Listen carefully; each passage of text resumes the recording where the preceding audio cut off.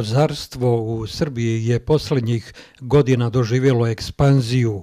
Poljoprivrednici su uz kvalitetnu genetiku i dobru ishranu grla počeli da proizvode značajne količine mleka, ali već prilikom sljedećeg koraka suočili su se s problemom.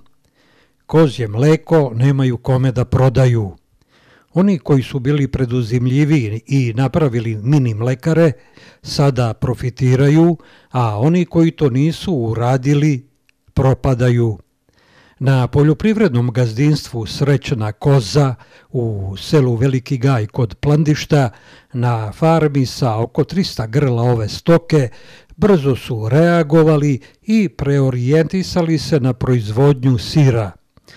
Farma koza je formirana da se od pomuženih životinja isporučuje sveže mleko, ali i tržište, odnosno obližnje mlekare, nisu bile zainteresovane ili su nudile nisku cenu, pa se moralo pribeći proizvodnji sira.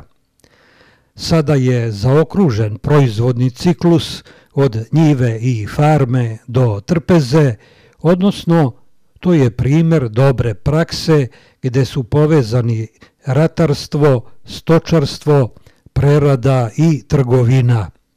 U sklopu farme nalazi se omanji tehnološki pogon, sirarnica i ostava gdje sirevi sazrevaju 3 meseca.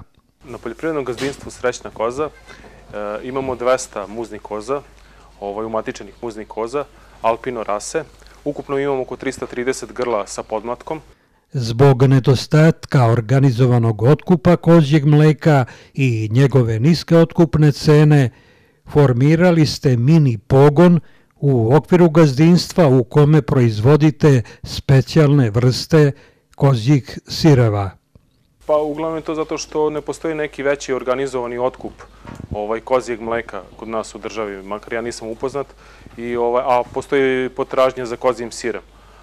Tako da je to na neki način, to je ta ideja bila vodilja, da se naprave kvalitetni sirevi od 100% kozjeg mleka.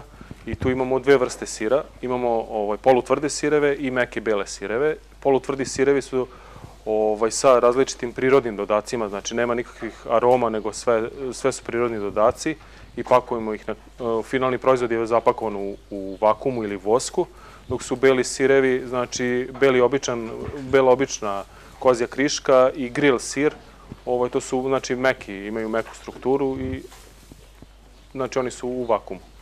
Kako se obavlja muža koza? Muža se znači obavlja mašinski. Imamo 20 muznih mesta, ujutru i uveče, znači 2 puta dnevno se muze. Koji je prosek pomuženog mleka po kozi, odnosno koliko namuzete mleka na farmi u toku dnevne muže? Pri punoj laktaciji imamo oko 330 do 350 litara mleka, prošlogodišnje. Ove godine se nadamo da će imati i više. Pa prošle godine smo imali prosek oko 2,5 litre, 2,6. Farma ima više organizacionih odeljaka, a najbitniji su uzgajalište, čekalište pred jarenje i porodilište. Upravo je puna sezona jarenja, kada jariće odbijate od majke, odnosno sise, i kako ih prihranjujete. Pa to malo, otprilike muški, zalučujemo ih posle mjesec dana, a ženke posle 2 mjeseca. Samim tim što smo od ove godine krenuli da nabavili smo veštačku mamu, tako da u suštini sami stavljamo znači tačne količine koliko treba jaradima, toliko im se dodaje mleka, a ostatak ide znači u proizvodnju sira, tako da je to sad već proizvodnju u kontrolisanim uslovima. Čuli smo da male jariće starosti oko nedelju dana prodajete po simboličnoj ceni od samo 1000 dinara. A da imamo mušku jarad prodajemo koje su trenutno znači na sisi, to su jarad otprilike oko 2 nedelje starosti koje su dobila sve vitamine i minerale, tako da njih obično uzimaju ljudi koji kući imaju kravu ili koze pa idu nadalje od hranjivanja i kasnije na tov znači. Ženske jariće, pretpostavljamo, matičite i ostavljate za remont i proširenje stada, kao i za prodaju za dalju reprodukciju. Sa ženskim jarićima uglavnom znači ostavljamo znači za remont stada ostavljamo nama. Remont je 20-25%, a ostatak će ići u prodaju kao pedigrirana grla, kao umatičena grla. Tako da u suštini za 2-3 meseca bit će i oni na prodaju, znači ima kupaca uvek se nađe neko, tako da... Rekao ste da se koze isključivo hrane na jaslama, odnosno da ne idu na pašnjake na ispašu. Koju im hranu pripremate na vašem gazdinstvu, a koju kupujete? Pa koze, znači, su smeštene u štali, znači, tokom cijele godine. I tako je, znači, štalska je ishrana, lucerkom, znači, glavno hrana im je lucerka.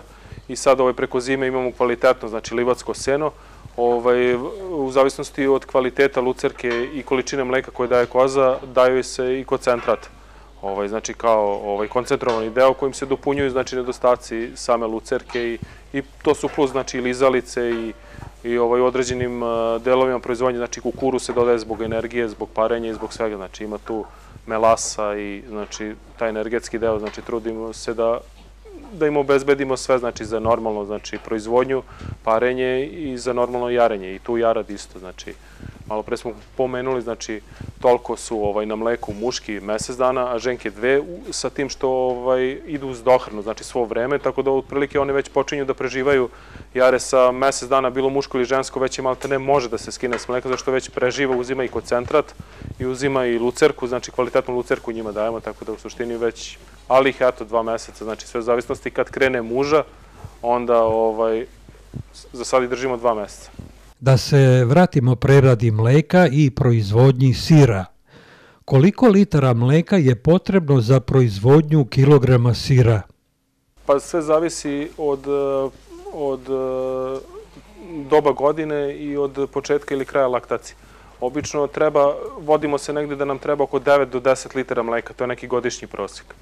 Znači za kilogram svežeg sira i onda on kalira još 20% možda u toj komori, izgubi još 20% vode, tako da je u suštini to negde izađe, za taj finalni proizvod izađe oko 12 do 13 kilograma tog polutvrdog sira, dok za ove meke sireve, te bele sireve, ovo što imamo krišku i gril, oni manje zre i manje imamo kalova vode, tako da su oni u suštini tih 9-10 litara za kilogram tog sira.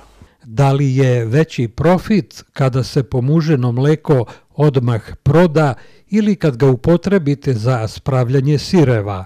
To sad ne mogu, zato što imamo različite, sigurno je bolji profit, znači tu ima i veće ulaganja, ali je veći profit i veći rizik. Samim tim, kad se sveže mleko proda, tog dana ste ga skinuli sa sebe, otišli negdje drugdje i dobili ste novac. A ovako opet, kada se u komori zri, to sve opet postoji mogućnosti da se pokvari, posle, znači to sve ulazi u tu kalkulaciju nekog rizika, ali samim tim na kraju se dobije i više novca za gotovi proizvod. Šta radite sa nus proizvodima nastalim prilikom spravljanja sira? Proizvod surutka. Sad za surutku postoji mogućnost znači dalje prerade u sir urdu, o tome razmišljamo, ili pošto je lako kvarljiva surutka, tako da se nismo pustili na tržište, znači to zahteva posebnu liniju, posebno sve, znači pakovanje i sve, tako da i o tome razmišljamo, ili o dehidrataciji surutke da se prodaje kao prah. Koja je cena vaših sireva? Sirevi, cena se kreće od mekih tih belih sireva, 700 dinara za krišku, do 1000 dinara za grill, a ti polutvrdi koji su zrili 3 meseca, oni idu od 1250, na primjer klasik, bez ikakvih dodataka, do 2850 za tartuf, sa crnim tartufom, kilogram. Znači imamo između još, u ponudi imamo, na primjer, sa sremušom, sa paradajzom, sa borovnicom, sa crnim pivom, sa bundevom, tako da su to sve prirodni dodaci. Kako pronalazite kupce za vaše proizvedene sireve? U lageru imamo blizu oko 2,5 tone sira, čiji plasman vršimo najviše po Beogradu i po beogradskim restoranima, a posećujemo redovno, znači, sajamske manifestacije i manifestacije tog tipa i tamo, znači, upoznajemo se sa novim kupcima i odatle isto ide plasman. Da se zreju po 3 meseca, ti polutvrdi sirevi, znači, oni u komori, znači, imamo komoru, koji se siraju, znači svakodnevno, znači imamo tehnologiju koju smo, znači, razvili i 3 meseca sazrevaju i posle 3. meseca izlaze na tržište. Uzgoj lekovitog bilja poslednjih godina postaje sve privlačniji za proizvođače naših sela i gradova, a u opštini Sokobanja zastupljeno je i branje i sušenje samoniklog lekovitog bilja sa livada i šumskih proplanaka. Za uzgoj pojedinih lekovitih biljaka, nane, kamilice matičnjaka, nevena, belog sleza, potrebno je uložiti od 1000 do 2500 evra po hektaru, dok prihod od ovog biznisa iznosi od 2500 do 6000 evra po hektaru. Opština Sokobanja ima sve potencijalne uslove za razvoj ove poljoprivredne grane, jer firma Adonis iz ovog grada već 2,5 decenije uspješno se bavi otkupom i preradom samoniklog i plantažnog lekovitog bilja. Ovde je velika tradicija u tom jugoistočnom delu Srbije, tradicija branja samoniklog bilja. To postoji znači još od 62. godine po nekim podacima koje ja znam. Vršio se taj otkup lekovitog bilja posebno u bivšoj Jugoslaviji za sve one firme iz Slovenije, Krka, Droga, Priliva, Ilirija, onda Etol Celje, onda neke firme iz Bosne i Slovenije, pa i naše firme kao što je Zdravlje Leskovac, Menta Padej, sve su te firme najviše samoniklog bilja odavde vozile, a i bilo je dosta gajenog bilja samo u Vojvodini, međutim zadnjih 20 godina polako je počelo da se gaji lekovito bilje i na području centralne i jugoistočnog dela centralne Srbije i jugoistočnog dela Srbije. Tržište diktira površinu i količinu proizvedenog lekovitog bilja. Najvažnije je da se prvo nađe kupac, jer je tržište malo i brzo se zasiti, pa je bitno da se proizvodi za poznatog kupca. Treba krenuti s manjom površinom i edukovati se, jer je to specifična proizvodnja u odnosu na druge useve. To je sad vrlo interesantno da je mnogo lakše ljudima u ovom kraju da obrade manje površine koje mogu sami porodično da uberu, nego sa one koji sade ogromne površine po nekoliko hektara koji treba da plate radnike, to već onda menja stvari i tu idu mnogo manji prihodi. Ujedno je to gajenje bilja na manjim površinama i mogućnost da se uvede organska proizvodnja, jer tu ljudi ne moraju da primenjuju nikakva sredstva za uništavanje korova, sami mogu to da odrade, sami da uberu, tako da udruženje u tome mnogo pomaže, a i drugo, sela su polako postala prazna, nema više ko da bere lekovito bilje u sela, idu ovi mladi iz grad, idu da beru i da suše u svoja sela pa to donose, ali sve manje i manje i sve se više interesuju za gajenje bilja. Iako je proizvodnja lekovitog bilja znatno ispod nivoa koji bi se na našem podneblju mogao dostići, izvoz iz Srbije poslednjih godina porastao je za 50%. Sokobanjska firma Adonis, osim u zemlje okruženja, razne čajeve je počela da izvozi i u Ameriku. Moja firma Adonis, evo ja nju nisam ni pomenuo, Adonis, koja radi već 25 godina, je ove godine smo počeli izvoz za Ameriku, to je naš jedan kupac, naš čovek, kome mi izvozimo spremljenu robu za pakovanje, on tamo samo ima da otvori te kese koje smo mu isto štampali ovde, da to spakuje i da pusti u promet. Sad već spremljeno imamo još 2 puta više, za 2 kontejnera, pa ćemo sve tako više da povećavamo. To je jedno tržište koje je veoma zadovoljno našim kvalitetom bilja, sve analize koje smo im poslali bile su povoljno primljene kod njih.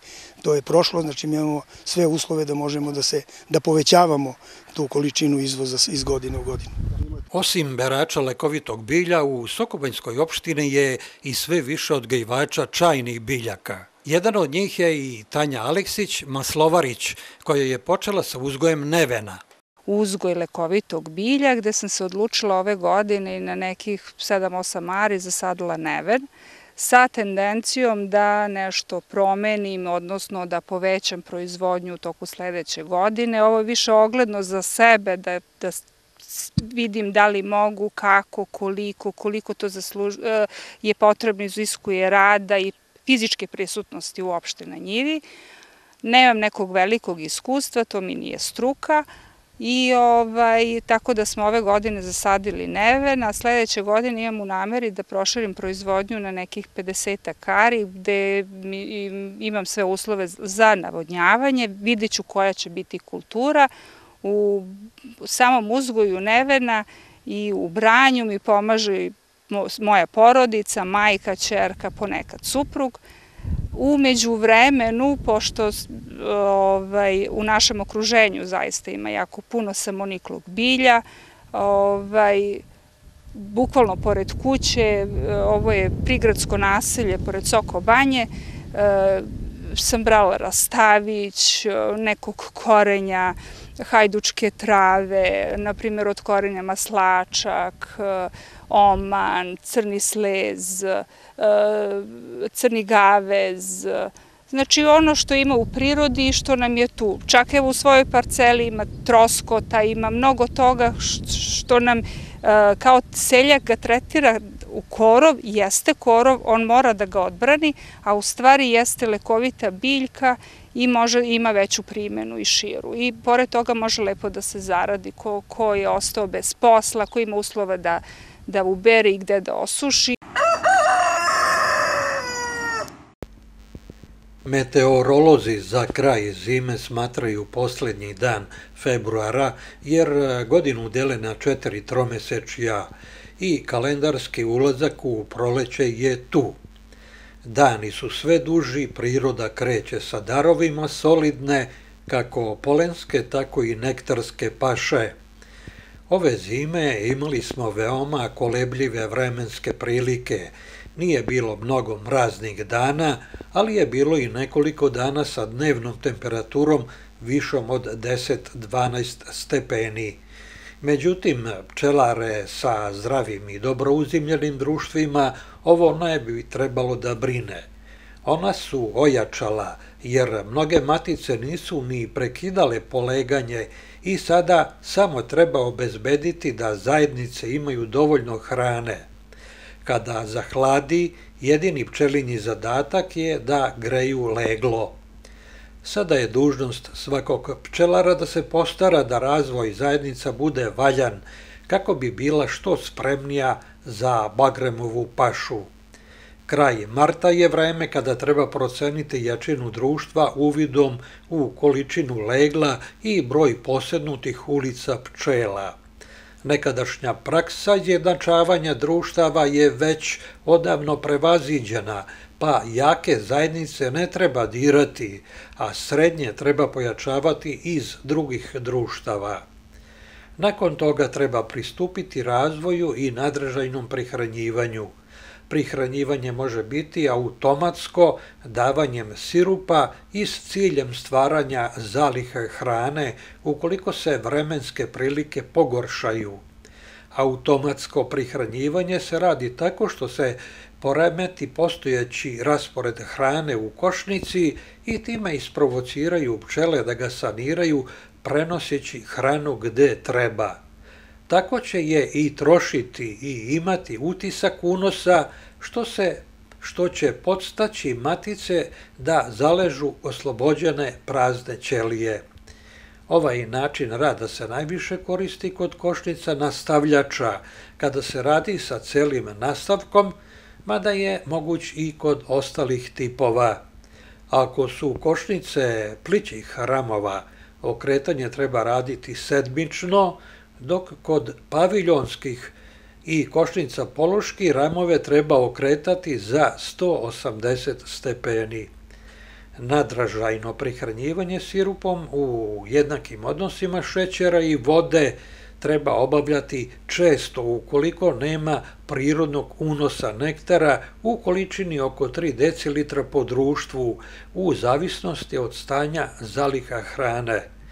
Njegova svrha je nadražajna i tu treba izbalansirati količine kako se ne bi stvarale veće zalihe.